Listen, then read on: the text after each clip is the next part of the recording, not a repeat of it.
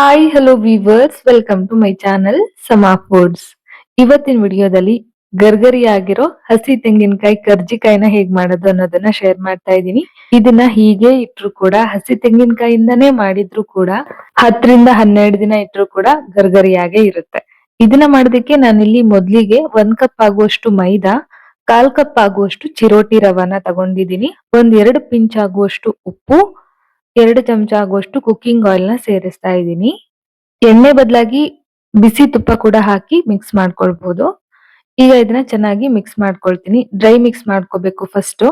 ಉಪ್ಪು, ಚಿರೋಟಿ ರವೆ ಎಲ್ಲ ಇರುತ್ತಲ್ವಾ, ಎಣ್ಣೆ ಅದೆಲ್ಲ ನೀಟಾಗಿ ಮಿಕ್ಸ್ ಆಗೋಗೆ ಡ್ರೈ ಮಿಕ್ಸ್ ಮಾಡ್ಕೊಳ್ಳಿ.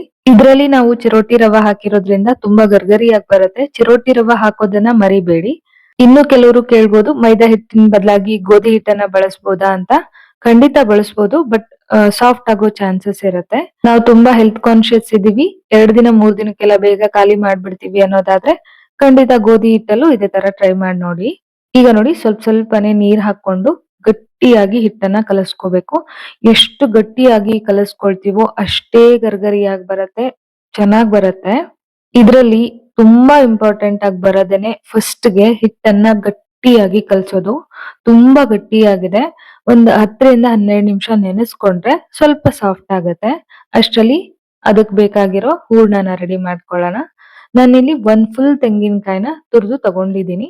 ಈ ತರ ಸಣ್ಣ ಸ್ಕ್ರಾಪರ್ ಬರುತ್ತಲ್ಲ, ಇದ್ರಲ್ಲಿ ತುರಿದು ತಗೊಂಡಿದ್ದೀನಿ. ಈಗ ನಾನ್ ತೋರಿಸ್ತಿರೋ ಅಳತೆನಲ್ಲಿ 15 ರಿಂದ 20 ಮೀಡಿಯಂ ಸೈಜ್ ಕರ್ಚಿಕಾಯಿ ಆಗತ್ತೆ. ಈ 3 ರಿಂದ 4 ಜನ ಇರೋ ಫ್ಯಾಮಿಲಿಗೆ ಹಬ್ಬದಲ್ಲಿ ಮಾಡ್ಕೋಬಹುದು. ಈಗ ಇದನ್ನ ಅಳತೆ ಮಾಡಿ ತಗೊಳ್ತಾ ಇದ್ದೀನಿ. ಅಳತೆ ಮಾಡಿದ್ರೆ ಬೆಲ್ಲ ಎಷ್ಟ್ ಹಾಕ್ಬೇಕು ಅನ್ನೋ ಅಂದಾಜು ಸಿಗುತ್ತೆ. ಹಾಗಾಗಿ ನಾನಿಲ್ಲಿ ತಗೊಂಡಿರುವಂತ ತೆಂಗಿನಕಾಯಿ ತುರಿ 1.5 ಕಪ್ ಆಗುವಷ್ಟಿದೆ. ಇಲ್ಲಿ ನೋಡ್ತಾ ಇರ್ಬೋದು, ಸ್ವಲ್ಪ ದಪ್ಪ ದಪ್ಪನಾಗಿ ತುರಿದು ತಗೊಂಡಿದ್ದೀನಿ. ಹಾಗಾಗಿ ಇದನ್ನ ಮಿಕ್ಸಿ ಜಾರ್ ಅಲ್ಲಿ ಸೇರಿಸಿ ಜಸ್ಟ್ ಒಂದ್ಸಲ ಪಲ್ಸ್ ಗ್ರೈಂಡ್ ಮಾಡಿದ್ರೆ ಸಾಕು. ತುಂಬಾ ನೈಸ್ ಆಗೋ ಅವಶ್ಯಕತೆ ಇಲ್ಲ. ಮುಂಚೆನೆ ನೀವು ಸಣ್ಣದಾಗಿ ತುರಿದಿಟ್ಕೊಂಡಿದ್ರೆ ಮತ್ತೆ ಈ ತರ ಮಿಕ್ಸಿಗೆ ಹಾಕೋ ಅವಶ್ಯಕತೆನೂ ಇಲ್ಲ, ಹಾಗೆ ಮಾಡ್ಕೊಳ್ಬಹುದು.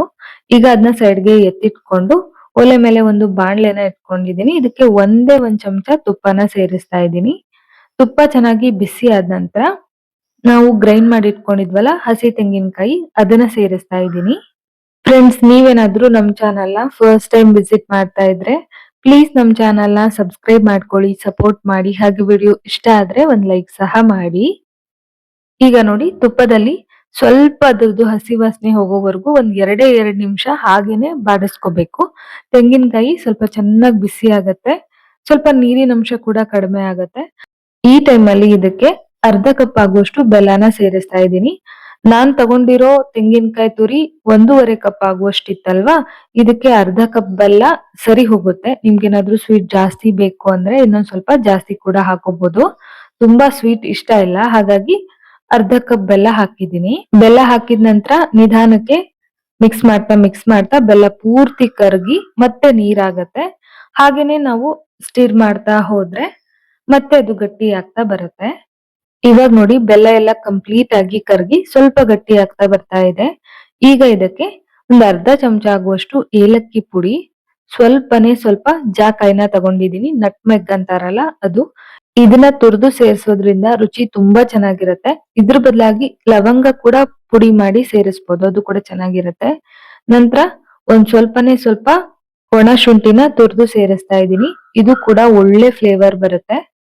ಏಲಕ್ಕಿ ಪುಡಿ, ಜಾಕಾಯಿ ಪುಡಿ ಹಾಗೆ ಒಣಶುಂಠಿ ಪುಡಿ, ಈ ಮೂರನ್ನು ಹಾಕೋದ್ರಿಂದ ತೆಂಗಿನಕಾಯಿ ಜೊತೆಗೆ ಒಳ್ಳೆ ಫ್ಲೇವರ್ ಸಿಗುತ್ತೆ. ತುಂಬಾ ರುಚಿಯಾಗಿರುತ್ತೆ, ಮಿಸ್ ಮಾಡ್ಬೇಡಿ. ಬರೀ ಏಲಕ್ಕಿ ಪುಡಿ ಹಾಕಿ ಮಾಡೋದಕ್ಕಿಂತ ಇವೆರಡನ್ನು ಎಕ್ಸ್ಟ್ರಾ ಸೇರಿಸಿ ಮಾಡಿ, ತುಂಬಾ ರುಚಿಯಾಗಿರುತ್ತೆ. ಈಗ ನೋಡಿ, ಆಗಿದೆ, ಗಟ್ಟಿಯಾಗಿದೆ. ಇದಕ್ಕಿಂತ ಗಟ್ಟಿಯಾಗೋ ಅವಶ್ಯಕತೆ ಇಲ್ಲ. ಸ್ವಲ್ಪ ಕೈನ ಹಸಿ ಮಾಡ್ಕೊಂಡು ನೋಡಿದ್ರೆ ಅದು ಕೈಗೆ ತಾಗ್ಲಿಲ್ಲ. ಸೊ ಅಷ್ಟಾದ್ರೆ ಸಾಕು. ಈಗ ಇದನ್ನ ತೆಗೆದು ಒಂದು ತಟ್ಟೆಲಿ ತಣ್ಣಗಾಗೋದಕ್ಕೆ ಬಿಡ್ಬೇಕು. ಈ ಕಡೆ ನಾವು ಹಿಟ್ಟನ್ನ ಕಲಸಿ ನೆನೆಯೋದಕ್ಕೆ ಬಿಟ್ಟಿದ್ವಿ ಅಲ್ವಾ, ಅದು ಕೂಡ ಚೆನ್ನಾಗಿ ನೆಂದಿದೆ. ಮತ್ತೊಂದ್ಸಲ ನಾವ್ ಅದನ್ನ ಚೆನ್ನಾಗಿ ನಾದ್ಕೊಂಡು ಈ ತರ ಸಣ್ಣ ಸಣ್ಣ ಹುರುಳಿನ ಮಾಡ್ಕೊಳ್ಬೇಕು. ಇದಕ್ಕಿಂತ ದೊಡ್ಡದ್ ಮಾಡ್ಕೊಳಕ್ ಹೋಗ್ಬೇಡಿ. ಈಗ ನಾನ್ ತೋರಿಸ್ತಿರೋ ವಿಧಾನದಲ್ಲಿ ಕರ್ಜಿಕಾಯಿ ಸಣ್ಣ ಕನಕದ ಉಂಡೆಲೇನೆ ದೊಡ್ಡದಾಗತ್ತೆ. ಇವಾಗ ನೋಡಿ, ಎಲ್ಲಾನು ಇದೇ ತರ ರೆಡಿ ಮಾಡಿ ಇಟ್ಕೊಂಡಿದೀನಿ. ಈಗ ಇದನ್ನ ಲಟ್ಟಿಸ್ಕೋಬೇಕು. ಮೈದಾ ಹಿಟ್ಟನ್ನ ಡಸ್ಟ್ ಮಾಡಿ ಲಟ್ಟಿಸ್ಕೊಳ್ತೀನಿ. ಆದಷ್ಟು ತೆಳ್ಳಗೆ ಲಟ್ಟಿಸ್ಕೋಬೇಕು. ನಾನಿಲ್ಲಿ ಮೌಲ್ಡ್ ಅನ್ನ ಯೂಸ್ ಮಾಡ್ತಾ ಇಲ್ಲ ಕರ್ಜಿಕಾಯ್ಗೆ. ಮೌಲ್ಡ್ ಯೂಸ್ ಮಾಡಿ ಮಾಡಿದ್ರೆ ನಮ್ಗೆ ಅಷ್ಟು ಸರಿ ಹೋಗಲ್ಲ. ಅದಕ್ಕೆ ದಪ್ಪನಾಗಿ ಲಟ್ಟಿಸ್ಬೇಕು.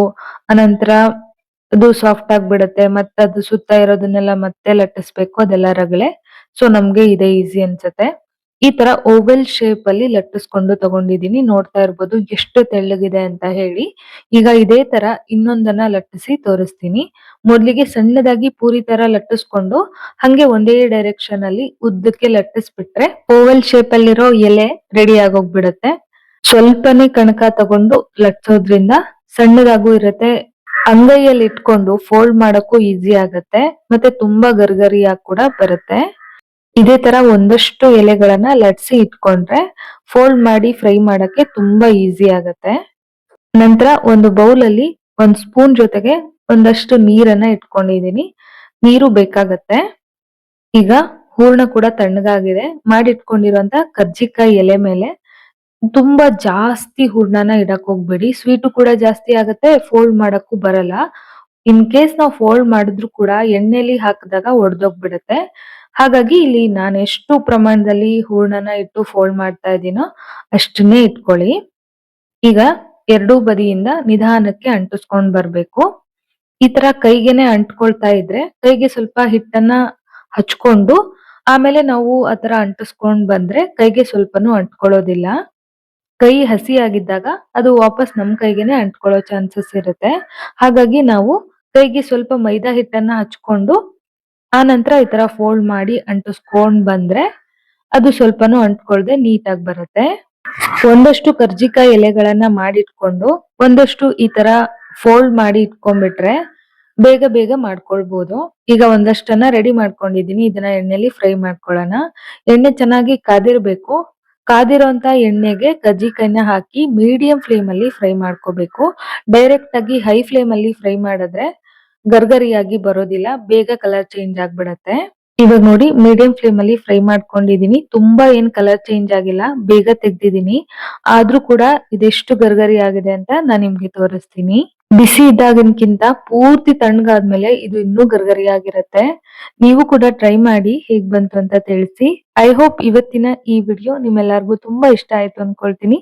ಇಷ್ಟ ಆಗಿದ್ರೆ ಈ ವಿಡಿಯೋಗೊಂದು ಲೈಕ್ ಮಾಡೋದನ್ನ ಮರಿಬೇಡಿ. ಮುಂದಿನ ವಿಡಿಯೋದಲ್ಲಿ ಮತ್ತೊಂದು ಟೇಸ್ಟಿ ರೆಸಿಪಿ ಜೊತೆಗೆ ಸಿಗ್ತೀನಿ. Bye friends, thank you.